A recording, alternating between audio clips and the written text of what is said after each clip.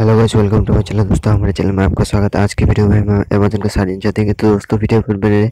अगर हमारे चैनल पे आप नए हैं तो प्लीज़ चैनल को सब्सक्राइब करो और वीडियो को लाइक करो। तो चलिए शुरू करते हैं। सबसे पहले हम अमेज़न ऐप को ओपन करते हैं।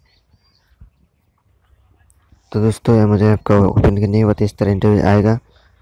आज का प्राइस है दोस्तों, एक घड़ी वॉच घड़ी मिल सकता है आपको। तो चलिए शुरू करते हैं। यहाँ क्लिक करेंगे। दोस्तों, हमारे चैनल पे नए हैं तो प्लीज़ चैनल को सब्सक्राइब करें यार। तो चलिए यहाँ न्यू प्राइस वीडियो पर क्लिक करते हैं। तो वैसे फर्स्ट बैलेंस है या थर्ड बैलेंस है, सॉरी दोस्तों, थर्ड बैलेंस है। फर्स्ट बैलेंस है, थर्ड वाला है। तो वैसे भी थर्ड बैलेंस है।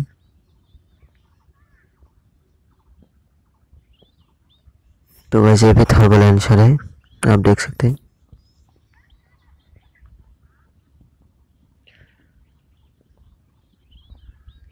तो वैसे सेकंड बैलेंस है। तो वैसे भी सेकंड बैलेंस है।